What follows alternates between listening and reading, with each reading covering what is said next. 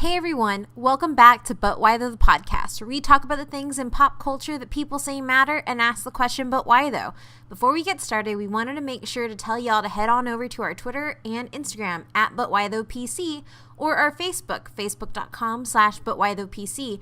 That way you can send us your fan but why those. Why are you part of a fandom? Why does it matter to you? We want to know and we want to put it up on our website. But if you're looking to support us a little bit more, head over to our Patreon.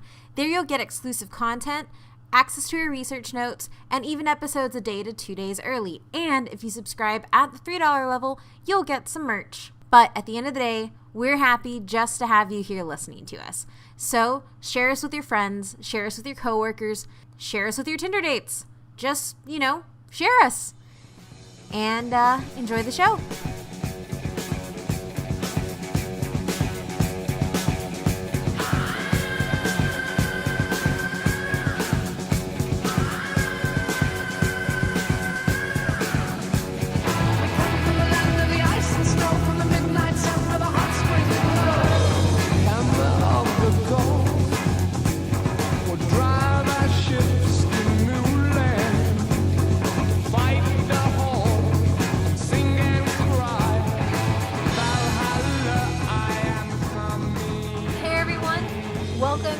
Our Thor Ragnarok spoiler review. As always, I'm your host, Kate, and I'm here with Adrian. Hey, man. We're about to do a podcast. You want to come? And Matt. Hi, how you doing? So Korg is literally my favorite thing in the world right now.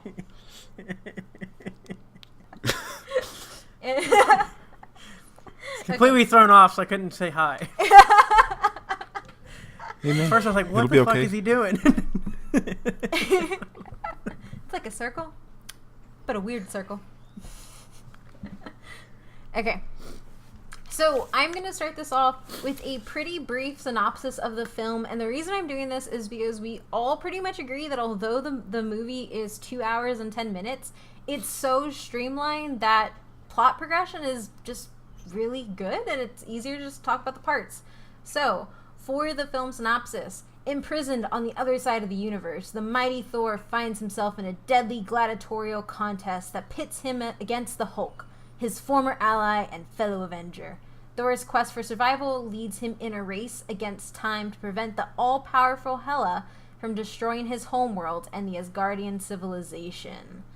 So, Thor Ragnarok was released this weekend in the US on November 3rd. It is directed by Taika Waititi, a New Zealand director who holds the top 2 grossing movies to come out of New Zealand, and it was made for $180 million and has so far grossed $109 million in the US alone. It is personally what I feel is a breath of fresh air, not only for the Thor franchise of the MCU, but also for the MCU as a total package. I don't know what you guys think. Hold on, so has the box office thing been updated at all, or is that just what it has through That's what days? It has it from right now. Do you want to look it up? Well, you don't have to. That's fine. Threw me off. Don't you usually go ahead? Also, I think it is important to point out that it has a 93% certified fresh from critics on Rotten Tomatoes. It's sitting at a 90% audience score, and IMDb has it at an 8.2 with 3 out of 4 from Roger Ebert. I'm not a Roger Ebert fan. I hate the fact they use that to judge something. Who the hell do you think you are, Roger Ebert? Well, he's dead. Then how is he giving out scores? Because it's a website made in his honor. That makes it even worse. Anyway, so like I said, I think that this is a great step forward for the Marvel Universe and my favorite Thor and Hulk ever. Where do you guys fall on that? By far the best Thor movie. I mean, Dark World is kind of one of the worst Marvel movies. So obviously, it's basically that against Thor 1. I think it beats it very well. I didn't care to see the Hulk movie. Yeah, I agree. I thought it was really good. I mean, 21 million, better than Homecoming debut weekend. That's pretty good. Like, So what's the box office at right now? 121 million. Okay, so it was not 109 as it says. Okay. Yeah, it's what according to Box Office Mojo, where I usually go off of for my things. But yeah, 121 million. Like that's better debut than Spider-Man: Homecoming this year, and that's coming off of Thor: Dark World. I think it's probably because they just gave us what we want, like Buddy Hulk, Thor, and Hulk running around. That's what I want. That's why we don't need a Hulk movie. We already know about the Hulk. Just give us the Hulk with Thor, so they can go do cool stuff like fighting big monsters. So I guess where to start off with, we can talk about the characters a little bit. I think that might be really good. Okay, well, I have a thing to start out with. First thing is, I saw this on Twitter, and it was probably one of the best valid things I saw all weekend. Especially go to Adrian's point. Do you think it would have been better or worse? Or I guess would you be more surprised and better, or are you now upset knowing that basically when he gets pitted against the champion, you already know because of trailers that it is the Hulk? I was upset about it because I didn't watch the trailer, but as soon as that thing came out, everyone posted on Twitter of the Hulk, like basically in his Planet Hulk thing. Like I knew the Hulk was going to be in it, but I was just kind of upset that like that was there. And then like they changed scenes from the trailer apparently, because like all of like the stills I saw of like for example Hela holding the hammer, it's like an inside I noticed thing. that. And I was like, I thought that scene was supposed to happen inside, but it happened outside. Yeah. It's trailers are ruining movies. Is basically my point here. I know. It was one time I was like, trailers Adrian and might Twitter be on board are with this. ruining are ruining movies. I can definitely say that this is true. Because as much as I like the trailers and everything for this movie, I'm totally like, man, if I wouldn't even have known that was Hulk, that'd have been way even better. But I also think too, like outside the trailer, like it's the entire marketing scheme. Hulk was also really, really important, and Mark Ruffalo was important. Also, do you really think that Mark Ruffalo would have let the MCU hide him so that he couldn't do any promotion for this movie? Well, you already knew he was going to be in the movie, though. Well, that's what I'm saying. If you know he's going to be in the movie, then you know Hulk's going to be in the movie. Well, I know, but you wouldn't have probably known that he was actually the champion you're pitting against. That's the whole point. Yeah, because I've kind of thought about it more, and like if you even know in that, like if you know the Grandmaster is in there, then you know that it's going to be the Conquest of Champions, and who else would they get to fight Thor? Mark Ruffalo is in there. It's kind of self-explanatory. Is that what I'm going to say for every Star Wars trailer from now on for you? No, that's why I stopped watching the Star Wars trailers that they're releasing. That's what I'm going to tell you from now on. That's why I stopped watching them. Do they put Jeff Goldblum in the trailers? Yeah. Not by much. I didn't know Jeff Goldblum was in the movie, so when I saw him as the Grandmaster, it blew my mind. We knew. And then he's in the end of Guardians of the Galaxy 2 when they're doing the scroll. He's like dancing. Yeah, but do they ever announce he's actually the Grandmaster in all the trailers? They do. And then the Funko Pops are all made for the Grandmaster, Jeff Goldblum. So basically marketing in general. Marketing in general is ruining movies. Like, I completely Twitter's think ruining movies. It is too. Every spoiler I've ever gotten is off of Twitter. I can walk out of a movie trailer.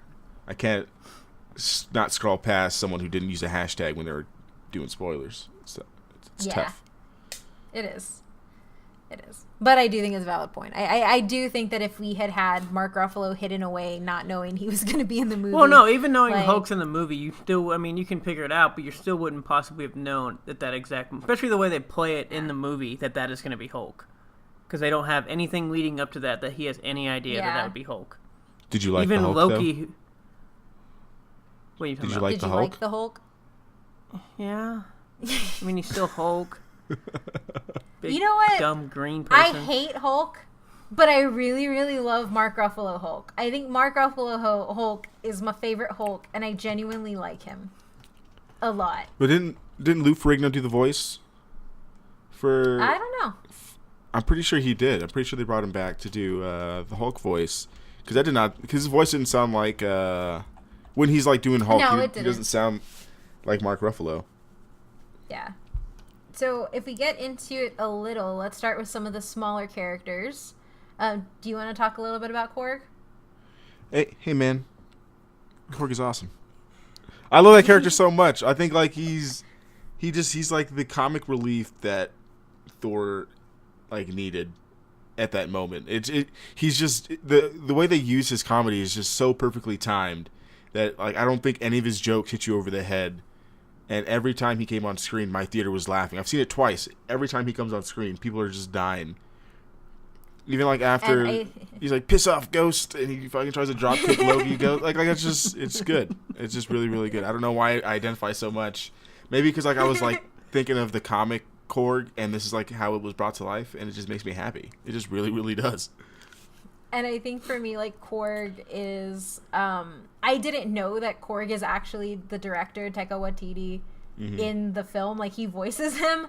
But what I did... Because I've seen one of his movies, and it was What We Do in the Shadows, which is a horror comedy type thing. And the comedic timing that he has is so spot on that it's just like what you said. Like, it doesn't hit you over the head. Like, everything is specific to Korg. And it plays off of the other person that he's talking to all the time. Wasn't his joke with like the vampires a direct relation to that movie? Yes, it is. Yes. Yeah, yep. Like that's just good stuff. 'Cause that's one of those jokes doesn't hit you over the head, but if you watch What We Do in the Shadows, you're like, hey, that's even funnier now. So I think he just kills it with his comedic timing, and the fact that he like did the characters even better. Yeah. Because you know that he's going to put all he has into that. Because I think one of the things that really helps with almost all the characters and is at the heart of this movie is, like, I know, Matt, you said that a lot of people are upset that it's a comedy. Well, not like necessarily upset, but obviously this whole Marvel way, they finally kind of fully embrace this comedy type instead of a serious... Because what all actually takes place, like you reading the synopsis and everything... You don't necessarily get the feel that this is where we're about to be the entire end of possibly the universe. Yeah. And everything else in civilization. You don't necessarily get that whole feeling or that sense, or even some of the trials that Thor goes through in this movie, or all the people dying. You don't get that sense of like seriousness sometimes. Yeah, I think that the way that they did it, the way that Taika did it specifically, was he had every character have their own brand of humor. And I think that that's why I don't feel that I lose a lot of the emotion, because when they're in that elevator, when Loki and Thor are in that elevator and he's talking about how, like, I thought the world of you. Yeah. It's soul crushing because you realize that, like, Thor will always love his brother, but then they'd have that little piece of comedy when he zaps him and leaves him there because it's like, no, Loki, I learned my lesson. I'm not going to trust you. I'm going to go take this ship. I get it, and I think that that's been a larger critique, and it's raised by a lot of people defending the DCEU, is because that has a generally more a darker tone, is that Marvel movies are too light, and I think that Marvel is able to do drama, but they do it, I don't know, in a way that doesn't make you want to just go cry in a corner. Like, you still want to cry in a corner, like the end of Civil War, I still want to cry in a corner. But I had everything else make it so that movie didn't just depress me, I guess. Yeah, I can see that. Yeah, I didn't have a problem with the comedy in this movie. I thought it was, at least like Adrian said, to me at least it's better and not over the top and well-timed. No, it's well-timed, but it's not overly exerted, I guess, like they did in Guardians. Yeah. Where it was unnecessary at times. That was one of my biggest things when I saw this, and... I didn't expect it to be a comedy, but it's definitely like the funniest movie I've seen this year. And when we went to go see it a second time with one of our friends, I was like, "This movie is hilarious." And he like looked at me like, "Thor?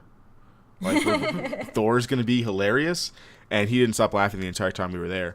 But like Matt said, it was my biggest thing when we came out of the movie was that like that's how I wish Guardians 2 went out. Yeah, because I liked Guardians 2. I watched it yesterday again while I was working, and it's not bad. It's just their comedic timing is just too over the top, whereas like Guardians 1 was like perfect mix of like drama and comedy, and they kind of dropped the ball in Guardians 2, and Thor kind of picked it back up of like, this is kind of how it should be. And you kind of like, and if Marvel fans have been watching these movies for all of these years, they kind of know that nothing really world shaping is going to happen in this movie. so why not just lean into it being a comedy and leave all the like the big stuff for like Infinity War? Yeah, and I think really what they do too is I think what they do, because like Thor has always been the dumb guy, like in all like in Ultron, in Avengers, and he's funny but they don't lean into it. He's like funny but broody. Here he's like really really funny and a funny kind of broody, if that makes sense. Like he's still different than other people, but he just I don't know how to explain it. It was really freaking well done. Yeah, they changed the way like the aspect of his comedy, like because in the like Avengers movies, he's funny because he doesn't get jokes, or like he's funny because he doesn't understand like the world. In Thor Ragnarok, he's funny because he's like genuinely making good jokes. He's not like just being made fun of, like Tony calls him Point Break. We're laughing with him. Yeah, exactly. We're not laughing at him. Exactly. That's a great way to put it. So I guess to go into some of the characters, what did you guys think of, I guess Valkyrie? Because she's the new one we get here. I thought she was okay. I was reading some article after I saw it that the actress specifically played her as bi because like the character in the comics is. But I've seen it twice. I didn't really like ever get the assumption that like she played that character as bi. I just thought she just didn't give a shit about anybody and was just chilling. Yeah, and that's the thing too. Like they don't actually show her opposite females to actually play. Yeah, maybe something got cut out, like in like the cutting room floor or something like that. Like maybe she had like a relationship with like the Valkyrie that jumps in front of her. Yeah, that's what I was thinking the second time I watched it after I heard her make that statement. But they don't do enough in the movie for that to come across. I thought she was fine. I think she plays like a I don't give a fuck badass kind of like chick archetype. I thought she was okay. Yeah, I mean, I thought she was okay, but I was kind of with Adrian. I saw all these people cheering, "Oh, we got a bite," and I'm like, I didn't see any of this. Yeah. I mean, I know in the comics she was, but I was like, for you to like cheer like all this on, but there's like no actual substance of this, was kind of wondering like, what are you talking about? Yeah. So like, I think that is actually, at least from what I've seen, there are a lot of parts of LGBT fans on Twitter who have been like, it's great that you've recognized that she's a bi character, but it's great to have a bi character in the universe and somebody who is in canon, not a heterosexual character. But you should also like probably put her opposite of woman so you can actually see that she is that character. Well, that's one thing I have. It's like this whole like we're glad and it's recognized, but literally, unless if you have never even heard of the character before, you would never get that from this movie. And I think that's the problem I have. It's like people are all like cheering and they're like, "Oh yeah, we got this," and I'm like, that is never established in any possible way. Which is because I think people mostly were cheering before the movie came out because she specifically like released like 2 tweets or something that said that she was bi because she doesn't care what people like. She doesn't care what the men in the film think about her.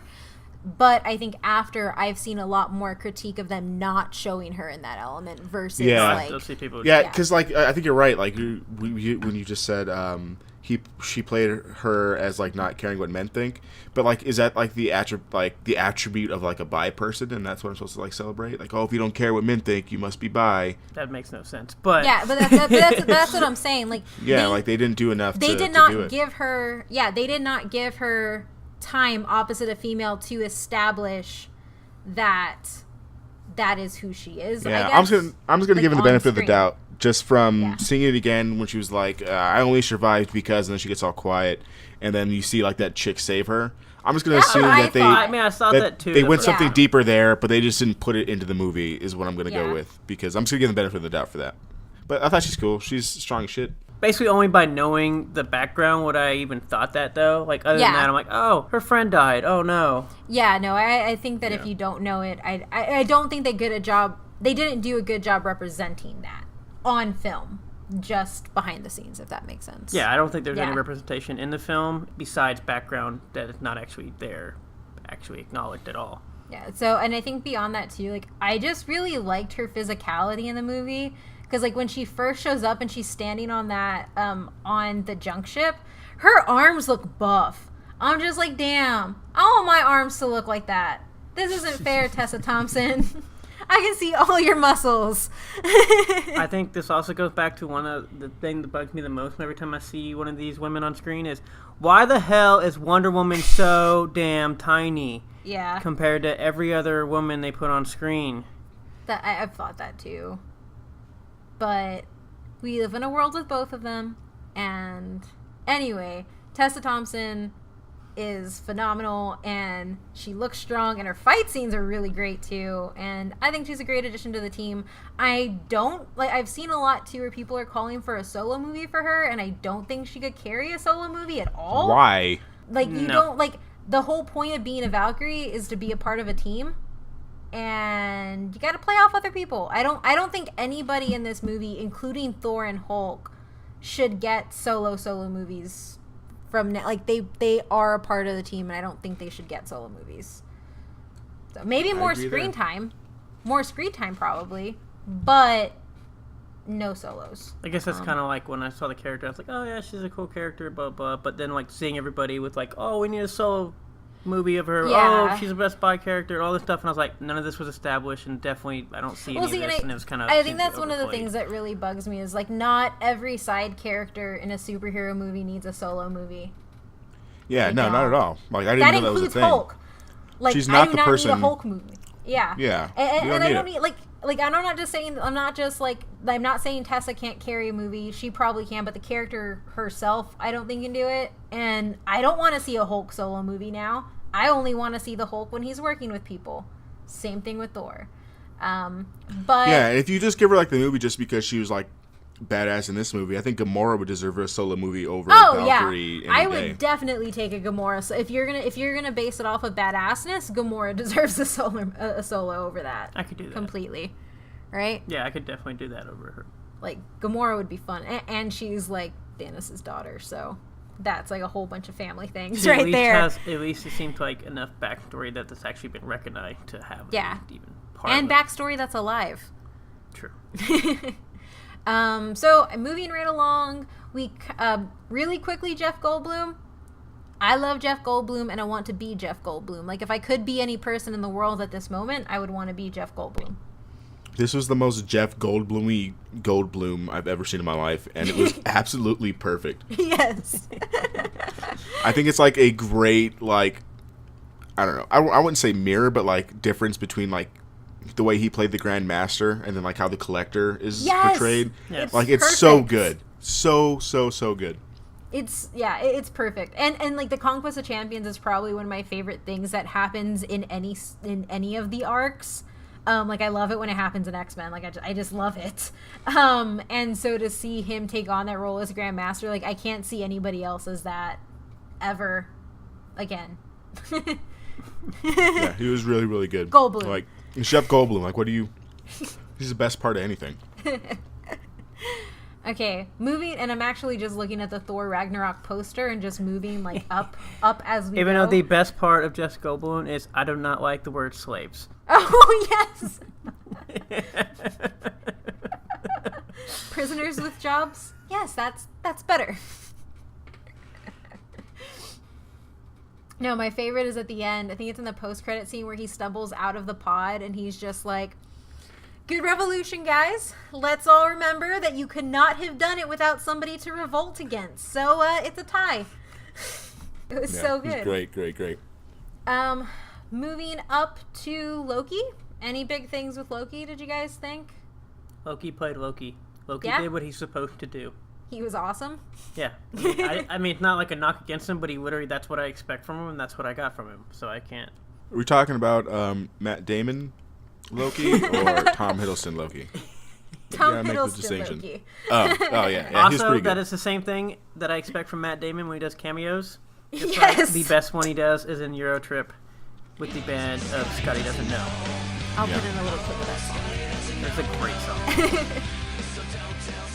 No, Tom Hiddleston was great. Like he's one of the best characters. One of the best actors, and Loki's one of the best characters like in this whole MCU. He just kills it every time. And the dynamic with him and Thor in this, I think, is better than any of the other movies we have. Oh, yeah. I completely agree. Also, my favorite part is when Hulk smashes Thor into the ground, and he just stands like, that's how it feels. And the Grand Master's just looking at him like, what are you doing? Yeah, my favorite thing is when he's like portrayed as Odin, and he sees Thor, and he's like, oh shit. And I was like, holy shit, is that Loki? Is Loki in there? Which, shout out to Odin, Anthony Hopkins, for being able to play Tom Hiddleston playing Loki. Yeah, that was so good. It was so good. And I also, what I really like with Loki's relationship with Thor is the fact that in this movie, you kind of see that Thor has evolved to understand that dynamic, both as a brother, but also in a pragmatic sense. Like, he doesn't hesitate to throw his hammer out and hold Loki's head to it. Yeah. Like, because he knows that he's gonna punk out. Yeah. Yeah. So probably one of my favorite characters, mostly just because I love this actor, but Heimdall, Idris Elba as Heimdall, rocking that Bifrost sword and just wrecking everything. The dreads, he was awesome. He looked dope. He looked awesome, except because of the coloring of his outfit, the cloak, and the dreads, and he looks like Bishop. He does look like Bishop. And I'm really pissed that we do not have Idris as Bishop as a major part of, like, X-Men continuity in film. Because Bishop is a phenomenal character, and this has just proven that we somehow need to make him that, as well as Heimdall. Unfortunately saddens me, because it kind of confirms and does everything that, unfortunately, because of the party taken, there's no way for him to actually be any other character to move up necessarily in a bigger way into the MCU. I know. As much as he wants to, you kind of solidified the role, and your character kind of is who he is. Yeah. Because I think the other day, Matt and I actually spent like a good 30 minutes trying to fan cast him into other roles because we want more Idris. Just put him as Green Lantern in John Stewart. Yeah. Well, I mean, that worked, but I'm talking about as far as the MCU. Yeah. MCU, he's done. Yeah, that's he's the thing. done. Yeah. Unfortunately, He could definitely. He would be. I think he would rock John Stewart for sure. Yeah. Give me that. Yeah, and it's sad too because he's actually come out saying that he wants to play a bigger part in the MCU, but with Heimdall, it's just Heimdall. I mean, which he rocked Heimdall. Like, I would not mess with Heimdall. Well, I mean, that's fine. Oh, but, I thought they were gonna let him and Fenrir go at it. Yeah, I was so stoked for that. Also happy that Fenrir was in there because I was about to be mad because I was like, this Ragnarok, that means Fenrir has to be involved. Yes. Yep. I'm mad I didn't get enough scenes of Hela riding him, though. Yeah. I was telling Stefani that she needs to cosplay as Hela, and then I'll just walk around as Fenrir. Fenrir. Yeah. So let's move to Hela.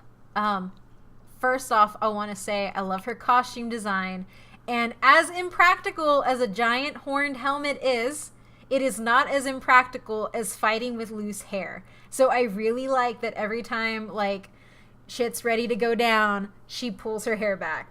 It just looks so goddamn cool. It does! It's so cool. It does. Because it's so much, like, more slick than, like, Hemsworth, smashing his thing and he has his outfit on. No, she, like, slicks back while she walks up to you while she's about to And she looks just, like, annoyed at you while she's doing it, too. So she's not, like, doing it because she's about to, like, be super serious. She's like, oh, my God, I have to deal with these plebs again. Yeah. Like... Yeah, I love the costume design. I thought it was cool. We have, like, the Valkyrie scene where the Valkyries are coming in and she's there. It's one of the coolest scenes of the entire movie. It is. So the one thing I do want to know about Hela, how does she relate to actual Norse mythology? Because when we did the Thor episode, which will probably be released a few days before or after this. One day before. I'll be releasing this on Thor's Day. I thought that was last week. No, Thor's Day is just Thursday in general. Yeah. It's named after Thor. Thursday. Yeah, which is Thor's Day. Okay. Anyways, how does she play into actual Norse mythology? So in Norse mythology, Hel is the goddess of death, and she reigns for, it's pretty much the souls, not of the, so you have Valhalla, which is where not just champions, but the honored dead. So people who have died in battle and stuff like that, and then you have the dishonored dead, which go to her. Okay.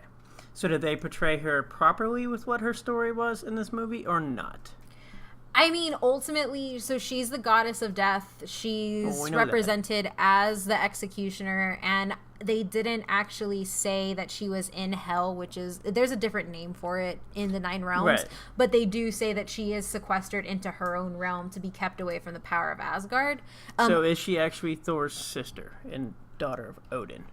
I don't know that actually. Because that's one thing we did not get a chance to touch on, which I assumed we didn't. Which I assumed is something we did not touch on because we knew we were going to do this review, and so I kind of want to talk at least more about her actual. Yeah.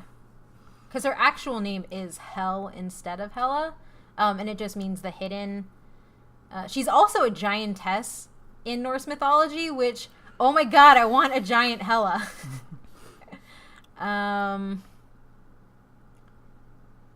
She's the daughter of Loki. Okay, that's what I... Yeah. Okay, because I remember seeing something about she's a daughter of Loki and other stuff, and not necessarily like Thor's brother and whatnot, so I wasn't sure if they actually played that properly or I misunderstood something. Yeah, no, she's the daughter of Loki and the sister of Fenrir, and Loki is Fenrir's dad as well. And I think he's also the dad of the serpent, of the world serpent. Loki? Yes. He's a daughter of somebody else. They're all connected. Yeah. The wolf, the serpent. And then I guess if related to Hel, then yeah, I guess they're Hel too. But the serpent and Fenrir are super close. Okay. Yeah. But I did really like the way she kind of complicated this idea that we have of Asgard as it is now, because we see Odin as a just ruler, and there's this awesome scene where she walks into the throne room and shatters the ceiling that has like the happy Thor and Loki, like, you know, living it up with Odin, and it just shatters and it's blood red, and you see her and Odin taking over the Nine Realms, and I liked it because it's a reference to the Odin of mythology, which is nothing but bloodshed, nothing but conquer, and to have her as the one who wanted to keep conquering is, in my opinion, really, really cool, because in the end of the day, she's the one that wants to be satiated with dominion over everything. Which is also good, and I think one of the best quotes from watching that thing was, "Where did you think Asgard got all this stuff from?" Yes. Like, yeah, you live in basically this great gold-built, amazing city. It just didn't appear out of thin air. Yeah. Yeah. So. Yeah, and her first fight scene, oh my where she just destroys everybody, was ridiculous. It's so good. It's ridiculous. And it made me so sad because she kills the Warriors 3, and I forget his name, but he's like the last one standing. Yeah. And she just looks at him with such pity and just impales him on a spike. I audibly said, "Oh so shit!" Good. I audibly said, "Oh shit!" when she first got there, and she just took out 2 out of the 3, like nothing. I was like, Jesus Christ, this chick is gonna wreck everybody, isn't she? She's just gonna kill everything. She was so good, and I like the fact. Yeah, it's good. And her delivery was good too. What's the actress's name? Kate Blanchett. Yep. Yeah, Blanchett. She killed it. She was also Galadriel in Lord of the Rings. Yeah. She killed it. Absolutely killed it. We're talking about killing everybody, I guess, in the thing, which leads to the other question of where is Sif through all this? So they did contact the actress who plays Sif to film scenes for the movie, but she has her own TV show on NBC now, and they couldn't work out the schedules. They would have had to be filmed at the exact same time that she was filming Blind Spot. So that's why Sif isn't there, and they don't explain it at all. Yeah, I was like, I don't really care that she's on whatever dumb TV show. They don't explain it. The real question is why they not explain anything or see what happened to her. Yeah, I mean, I guess I'd be more upset if they gave her a bigger role. Like, if they would have made... Like, if they would have put him and Thor, or her and Thor together instead of Jane. I'm just then upset I guess I because I cared don't more. get that. Yeah. Well, I mean, I get all that, except for the fact that it seems to be a giant hole in which they destroy all of Asgard. Which, sorry if you know the actual mythology of Ragnarok. Whatever. Ragnarok, you know that's what happens anyways. Yeah. But she is nowhere to be found through this whole thing. I just assume she's chilling somewhere, drinking mojitos. I don't know. Yeah, so Hela gets a 10 thumbs up.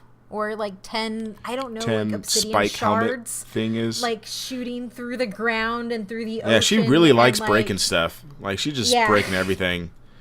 Hammering into floors, throwing around fake infinity gauntlets. She's like breaking shit. Which I will say, like you did say, like that part where she breaks the hammer was changed, and it actually makes me really sad because I don't think the scene where she breaks the hammer is as good as it was in the trailer. Yeah. And that makes me really sad because some people were super hyped about it, so I was like really, really surprised that they changed that scene. Yeah. given like how much they promoted it as like, oh shit scene. Yeah, because it was awesome. Like, she just stops at like nothing. Okay, so moving on to Hulk. Mark Ruffalo. What did you guys think of Hulk? We talking about Hulk or we talking about Bruce Banner? Both of them. They are the same person. No, they're not. They're totally two different people. Okay. So, I guess... He even explains that in the movie. They're completely two different people. Well, no, but what I'm saying No Banner, is, like... only Hulk. Oh, I much prefer you anyway. Banner's just like, ooh, numbers, science.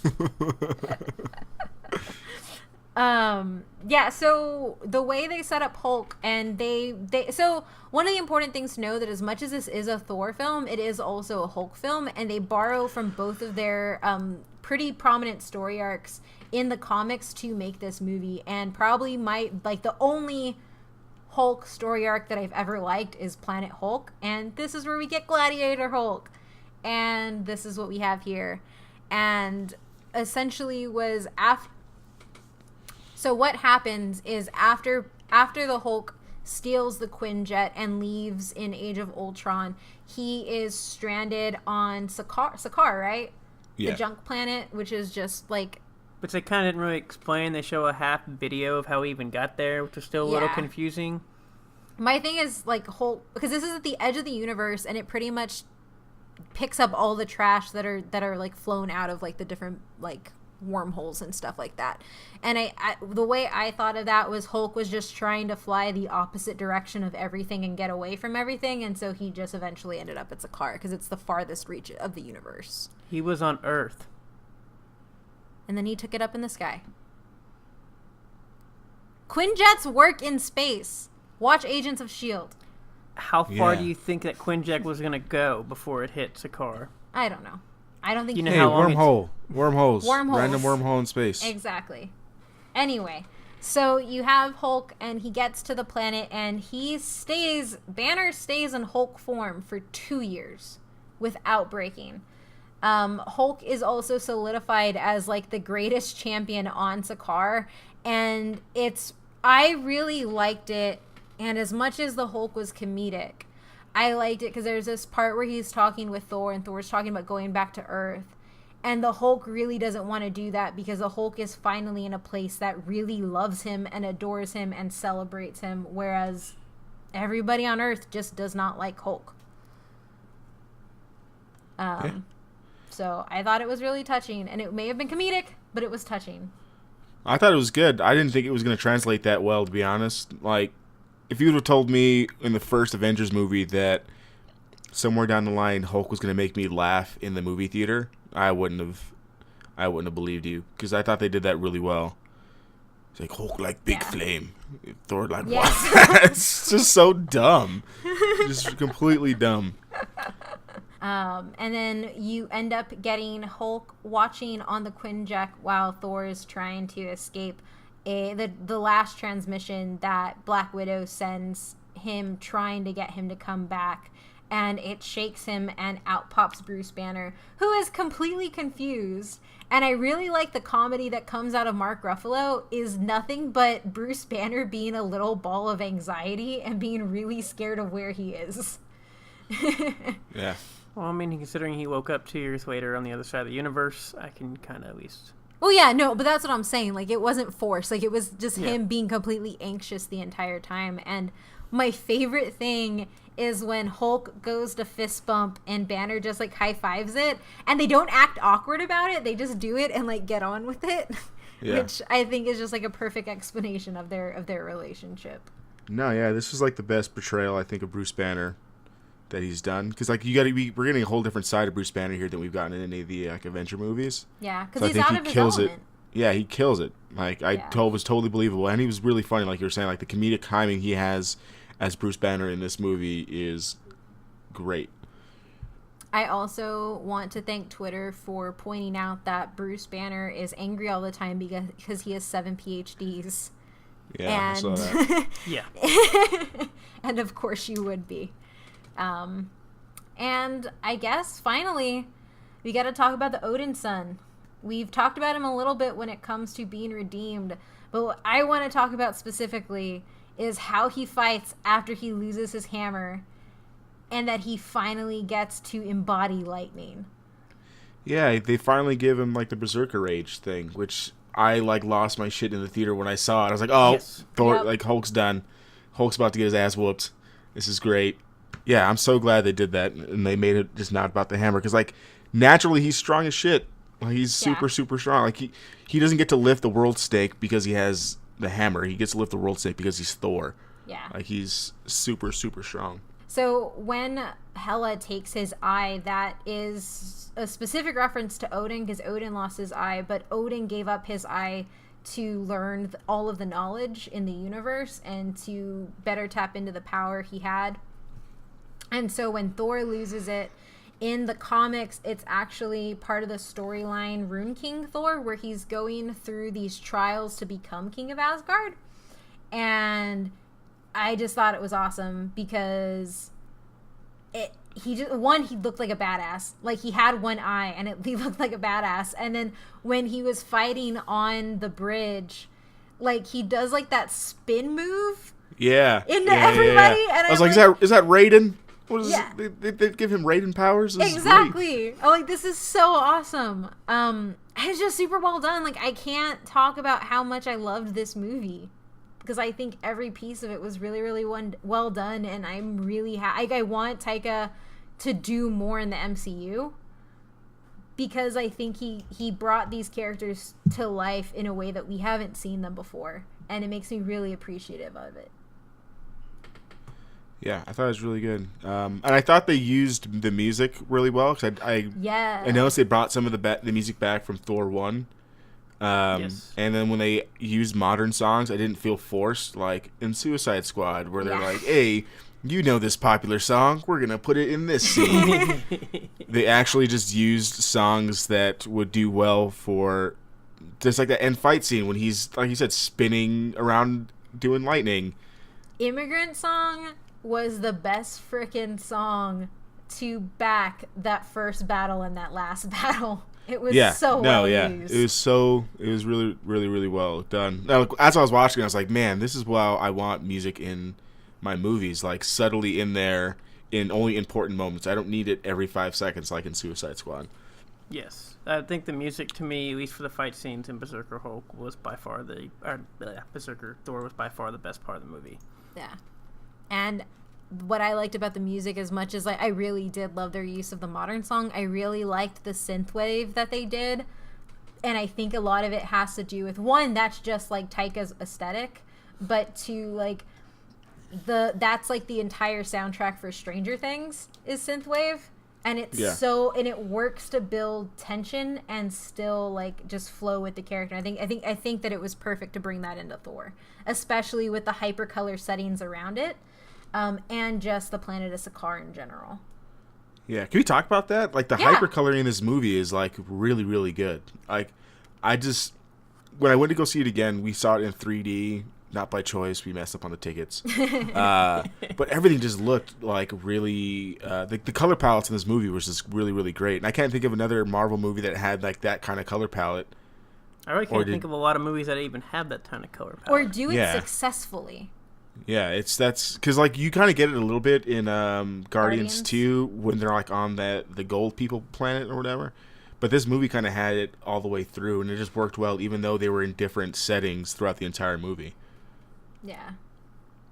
It's really it's something subtle, right? Like if you watch any of the DC movies, they're all darkly hued and brown, and it's hard to see stuff. But this was like a vibrant movie, and I think it played really well to the funness of it.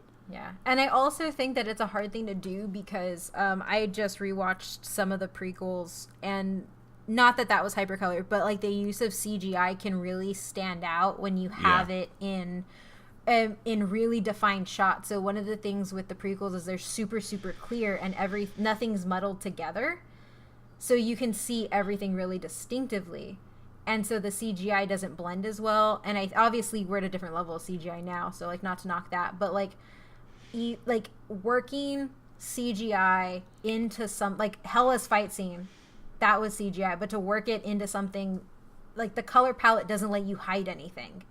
Everything is really distinct from each other, And so if you mess up, you're going to see it. And so to just have the balls to just hit that and do those giant fight scenes, like, yeah. We haven't talked about Carl Urban. Oh, yeah, Carl Urban. The Scourge. And Destroyer. Yeah. With Destroy in Texas. Yes.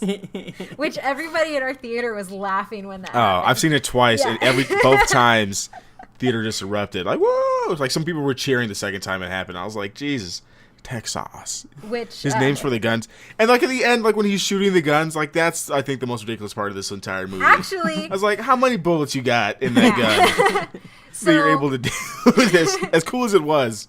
That is what I thought of, though. I was like, damn, they're still going.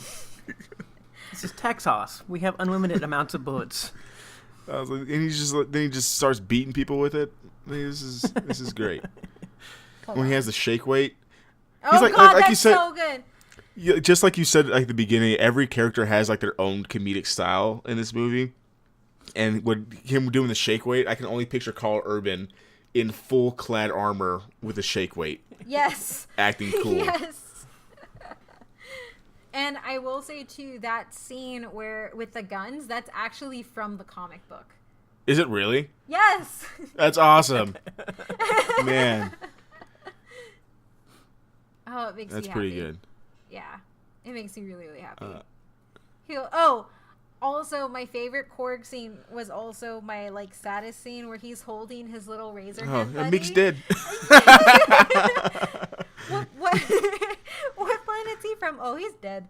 I accidentally stepped on him when we were running on the bridge. I've just felt so bad about it. I've been carrying him around all day. Oh, you're alive. Really I just like at the beginning when he first meets Thor, and he's like, "Oh, I'm not like really dangerous unless you're a pair of scissors." Oh, that's a joke.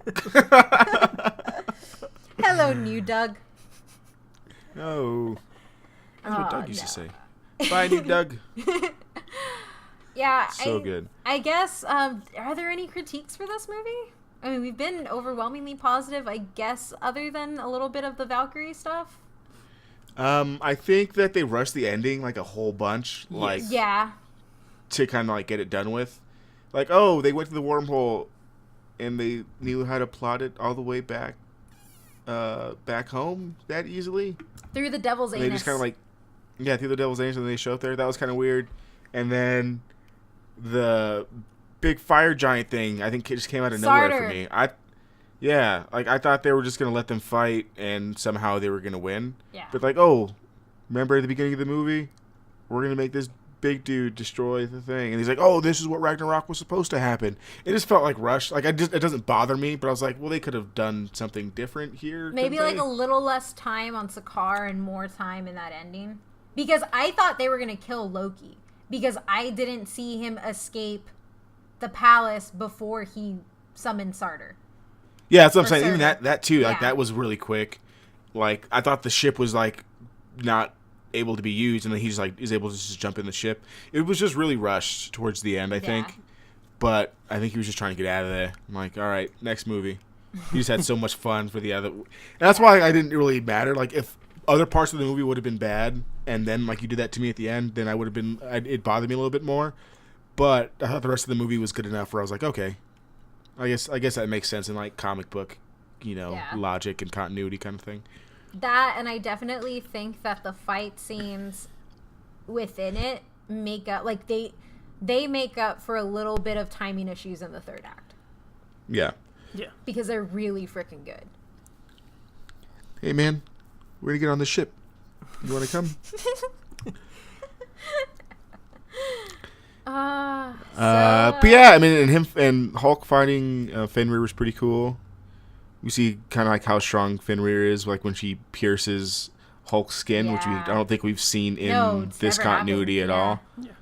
Yeah. The physics of like him uppercutting him off like the waterfall is a little weird because he's like being dragged and he's still able to uppercut him off of the thing. But then he suplexed him before that. That whole scene was just dope of him fighting Fenrir. That was awesome. Yeah, I really can't think of any. Matt, do you have any? The only thing I can think of is I knew it was coming, but I didn't think they would actually do it, is when Bruce Banner jumped off the ship I really thought that was like, wow, they're gonna like freaking You're space so Spider-Man. good. I laughed so so good. hard. I was like, I know they're gonna do this, but I was like, no, they couldn't do that. No, and then they did it, and I was like, oh. It was so good. It would have been a great like hero fall moment, and I was like ready for him just to like just downward uppercut the wolf Yeah. right away. But Mark Ruffalo falling is just even better than the Hulk coming down. So I love that. I love it so much. And a lot of that, the reason I think that works isn't just because he went splat. It works because Mark Ruffalo, this is the only time in the movie that he's been sure of something, is jumping out of that ship. I also really like, I really like Hulk's dynamic with Valkyrie a whole bunch. Yeah. Because, like, when he's like, it's time to train, and she's like, oh, hey, big guy. Hello, little woman. And then, like, and when she comes in and she swings Hulk swings the hammer at her, and like they wrestle and stuff. Yeah, like it's just and like it's when really she sees cute. that was Hulk, she's just like, what the heck is going on here?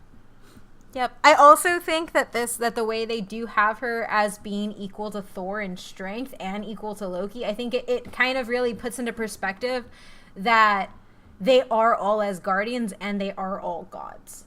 Yeah. Ultimately. Yeah. So I really like that. And I just want to see her fight more things. I like her fighting things. She needs to find a baby Pegasus so she can ride it around. Yes!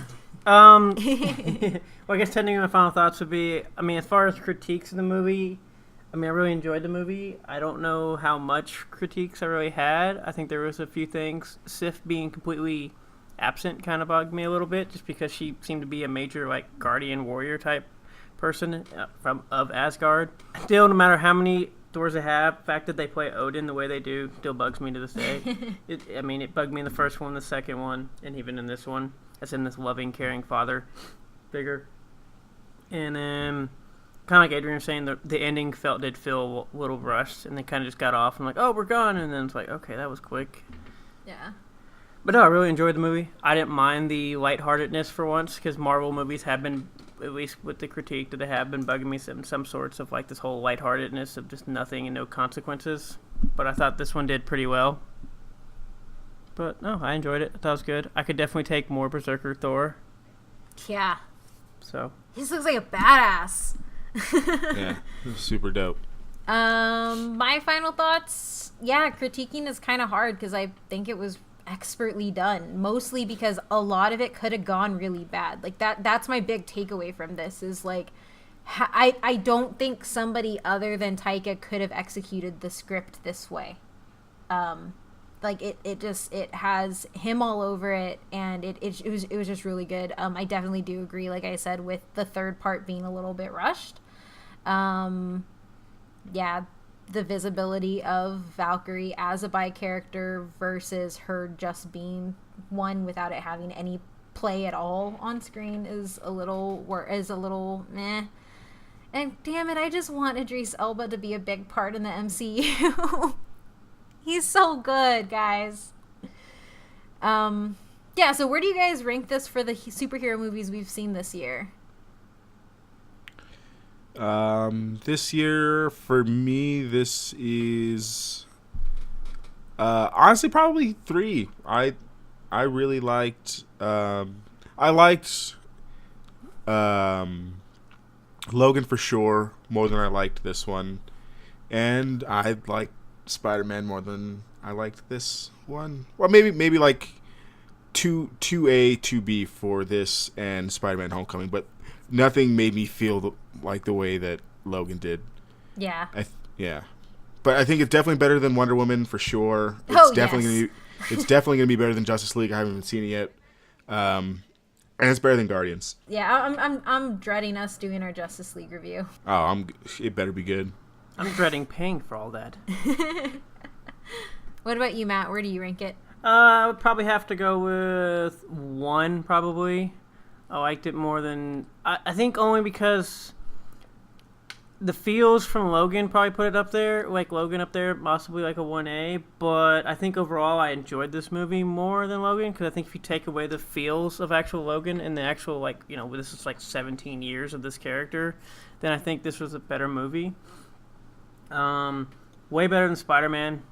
Berserker Thor would beat the crap out of the little kid crap Spider-Man Disney has. Tell me how you really feel. Thor would destroy basically anybody in this continuity. Yeah. As Berserker Thor. And then Guardians was fun, but I don't know. The more I've seen of Guardians, I've kind of like dropped it a little bit. I guess down to 3. But yeah, and obviously I just don't even count Wonder Woman. No, I think I'm pretty much in the same boat. This would be my number 1 would be 1A, 1B for Logan and Thor here. Just because, and like, yes, the feels, but those character performances in Logan is just something that I can't freaking beat. Movie, Like, it, now, I and the reason I put 1A, 1B is they're doing something completely different, right? It's like, do you, like, I don't know, like, do you want to eat pizza or a taco? Like, you want to eat both of them, but they're both really That's why I've had problems with the whole Logan trying to judge in here, because one, it's in something a totally different, like, setting thing. Yeah. And it's totally doing something completely different. Yeah. So, like, for me, I'll put them 1A, 1B. I'm going to put Spider-Man above Guardians, because I think the more I've sat with it, like you said, it's kind of like, well, damn it, Adrian, you were right. Some of that comedy was pretty forced. Yeah. And I too am like, I don't know, I think also watching Wonder Woman without hype goggles on, I've said it on my Twitter and I've gotten shit for it on my Twitter, like, I just don't, it was meh, it was kind of mediocre at the end of the day. Like, that doesn't take away from the fact that she's important and that she's opened the door for female-led movies, but I'm not going to make it this untouchable thing that I can't critique or say was bad or wasn't great. From what I've seen and what's been bugging me, I guess, is literally if it wasn't this whole female-led, female director movie, this movie would probably be a lot worse than what it being portrayed as. Yeah, no, but and I think that's the problem. That's what I'm saying. Like, I get shit for not liking it as much. No, I'm saying I literally don't. I think it's literally been put up on this pedestal of this year only because it was a female-led in a female. Yeah, no, movie. I can agree there. The only reason that's it. Yeah, not because it was actually this best movie. Yeah, no, I can agree there. I think that it just doesn't hold up against the other movies that we've gotten this year. And, you can at me and say it's because we're Marvel fans, but, like, we also do like characters in the DC universe. It's just, the execution hasn't been good, man. Like, it just hasn't, unfortunately, compared to what Marvel's been putting out. So. Yeah. Where do you put this? We won't even, like, go, like, number-wise, but, like, between, like, S tier, A tier, B tier for, like, your superhero movies overall. I put it in A tier. Like, easily. How many movies go in S tier? 2 or 1? It depends on, like, I guess what you like. Logan and Civil War for me are, like, S tier comic book movies. Yes, I'm saying. That's why I was figuring. That's why I didn't know how many, because usually with S you can only do, like, a few. So, okay, what are y'all's? It's A tier for me for sure. Like, it's not up there with, like, Iron Man 1, Logan, or Civil War for me. Yeah. But it's pretty good. It's better than the majority, but not as good as, like, the top 1% for me. Yeah, same. I think I can go with music and Berserker Thor as S tier, but overall movie in A tier. I just really enjoyed what they did with that. Yeah. Agreed. Yeah, like, I went back and saw it again literally the next day because I thought it was so good. Yeah. Like, I could just watch and put that clip over and over again, especially with the music they use, and I could be done. I don't need to see anything else. Yeah. So, I guess the last comic book movie we have to critique is going to be Justice League, and then we can do a giant recap of comic book movies for the year and actually compare them. I think it's been an okay year. So, I think it's been a pretty good year. I think it's been a pretty good year considering where we're at. Like, it's been a long time. Yeah. Yeah. And I think also sitting on some of these movies has helped a lot. I think either helped or hurt. I don't know. I'm kind of in the hole as more I sit and think about Wonder Woman, Spider-Man. It drops for me. Same with Guardians, unfortunately. Logan's kind of gone up, but yeah. Which I think over time progression of what you think of stuff. Yeah. As always, you can find me at ohmymythrandir on Instagram and Twitter. Adrian? Hey, man. You can find me on Twitter at SuperReese93, SuperRuiz93. If you want to come read my tweets. don't have a Twitter anymore. That's it. We're done. Yeah. You can find me at Twitter or on Twitter at DATM18, DATTM18. And we're out.